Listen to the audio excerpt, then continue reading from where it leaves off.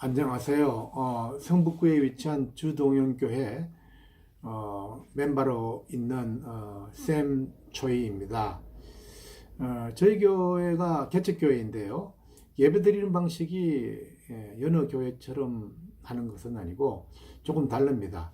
현대교회에서 목사님이 설교하고 일반 성도들은 전부 다 참여하는, 우리는 그냥 듣고 이런 방식이지만, 저희 교회에서는 설교자가 설교 중이라도 누구든지 질문이나 의견을 피력할 수가 있고, 그런 방식을 선택했습니다. 예배 도중에 좀 시끌벅질하고 좀 불편하게 생각될 수도 있지만은, 우리가 1년 동안 운영해 보니까 그 속에서 하나님이 말씀하시는 하나님의 소리가 있다는 것을 저희가 경험합니다. 저 혼자 느끼는 것이 아니고 그 멤버로 구성된 사람들이 거의 같은 마음을 가지고 있다는 거죠. 그래서 또 근데 오늘 이렇게 유튜브를 통해서 이렇게 말씀드리고 싶은 것은, 우리가 지난주에 첫 번째로 우리 예배의 현장을 가지고 그대로 유튜브에 올렸는데, 저희 생각보다 저희 교회는 대여섯 명, 7명 이렇게 모이는 교회인데, 뭐 조회수가 한 7, 80명에 이르르니까, 우리와 같은 생각도 가지고 또 우리의 생각을 동조하는 사람도 있을 수 있겠구나. 그래서 이것을 한번 준비해 봅니다. 관심도가 떨어지면은 당연히 하지 않겠습니다. 그런데 제 생각에는 우리가 일반 신학적인 용어를 쓰지 않고 쉽게 하나님 말씀을 좀 더 같이 쉐어할 수 있으면은, 그 시간이 아깝지 않도록 할 수 있다면은 또 나름대로 또 한 개의 방식이 될 수 있겠다 해가지고 이렇게 기획하게 됐습니다. 봐주시면 감사하겠고요. 또 불편하시면은 그만 보셔도 상관없습니다. 그래서 중간사에 대해서 오늘 얘기하려고 그러는데요. 중간사의 자료를 보면요, 책의 일치가 되지 않습니다. 연도 일치가. 보편적으로 가장 많이 알려진 연도를 이용해서 공부해 보려고 합니다.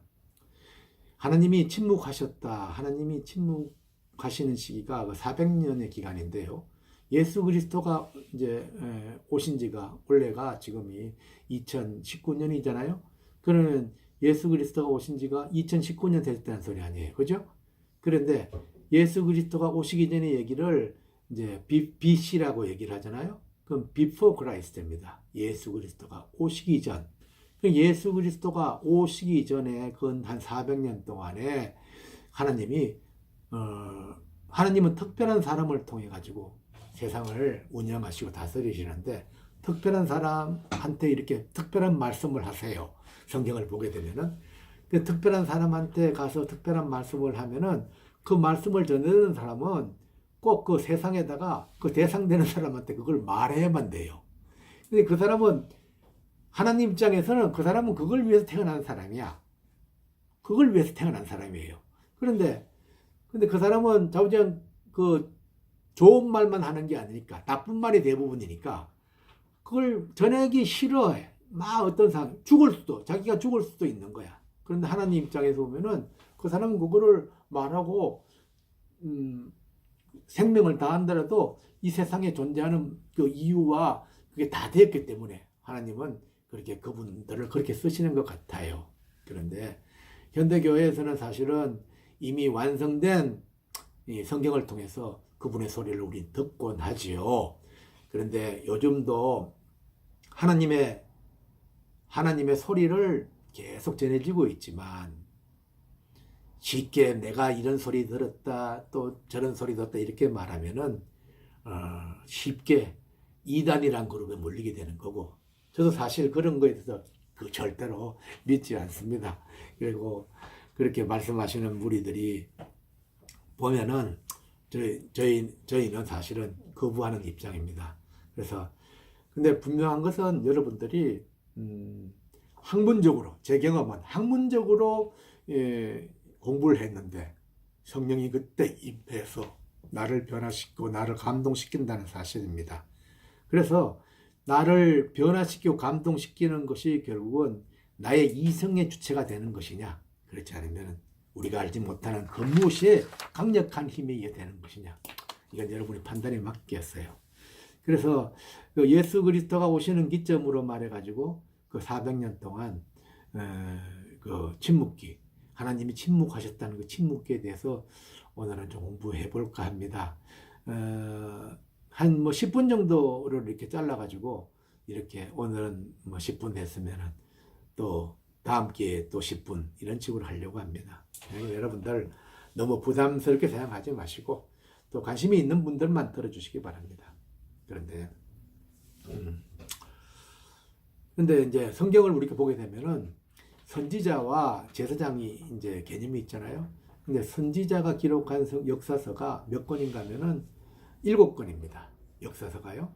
여호수아, 사사기, 룻기, 사무엘상, 사무엘하, 열왕기상, 열왕기하 7권이죠. 그 제사장이 또 기록한 역사서가 있어요. 그게 5권이에요. 근데 그거는 에스라, 느헤미야, 에스더, 역대상, 역대하거든요. 그런데 같은 그 사건과 사항을 기록한 것 중에서도 사실 사무엘서와 역대기의 평가 기준은 그리고 해석해 보면 완전히 달라요. 그런데 왜 다를까요? 예, 선지자가 쓴 기록의 그 포인트는 뭔가 하면은 신명기 사관의 기준이에요. 신명기 사관은 뭐예요? 하나님 말씀을 따르면 복을 받고 하나님 말씀을 불순종하면 저주를 받는다. 이게 신명기 사관의 기준이잖아요. 그 신명기 사관의 기준에 맞춰서 그 사람을 평가하는 거예요. 그러면 예를 하나 들어볼게요. 여러분, 여호사밧 왕이라고 기억하시죠? 여호사밧 왕은 좋은 왕입니까? 나쁜 왕입니까? 역대기를 보면 그걸 분명히 좋은 왕이죠. 그런데 열왕기상을 보면 그런 나쁜 왕에 들어가게 되는 것입니다. 그래서 그 기준이 신명기 사관의 기준이고, 그리고 또 그 같은 왕이라도 이 성경에 따라서 평가 기준이 다른 거니까 하나님은 왜 이쪽에는 이 말하고 이쪽은 저 말할까 이렇게 생각하지 마시고 그 기준점이 다르다는 것을 말하고 싶습니다. 그리고 일반 교회에서 현대 교회에서 도 사실은 그대로 적용할 수가 있죠. 예배를 드리는 방식도 선지자적 예배가 있고 제사장적 예배가 있죠. 그 목사님에 따라서 신부님에 따라서 다르겠지만 그러면 교회가 부흥되려면 어떻게 돼야 되겠어요? 교회가 뭐 교회라는 게 사실 그렇죠. 교회라는 것은 여러 사람들이 모이는 곳인데 교회는 이제 하는 일이 중요하지요. 교회는 하는 일이 함께 모여서 믿는 무리가 모여서 계리구마로 하나님의 예배하고 그 다음에 디다케로 하나님 말씀을 같이 공부하고 그 다음에 같은 무리가 코이노니와 같이 이렇게 교제를 나누고 그 다음에 디아코니아 뭐 선교도 하고 전도도 하고 이런 거죠. 나누는 그런 일을 하는 게 교회인데 현대 교회가 막 대형화되고 또 너무 돼가지고 지금 현재 한국 교회는 사실 그 많은 사람들한테 좀 지탄을 받는 그런 순간인 것 같아요. 그래서 교회가 그 영적으로 부흥되기 위해서는 일방적인 선지자적인 예배보다도 제사장적 예배로 인도해야지만 부흥이 될 것 같아요. 그래서 오늘은 특별히 이것을 유튜브로 올리게 된 경과를 이렇게 설명하고 또 이렇게 소개하는 시간입니다. 그러니까 앞으로 시간 되면은 1편, 2편, 3편, 4편 이렇게 나갈 것입니다. 또 뭐 관심 있는 분이 들어주시고 관심이 없으시면 그냥 안 들으시면 됩니다. 감사합니다.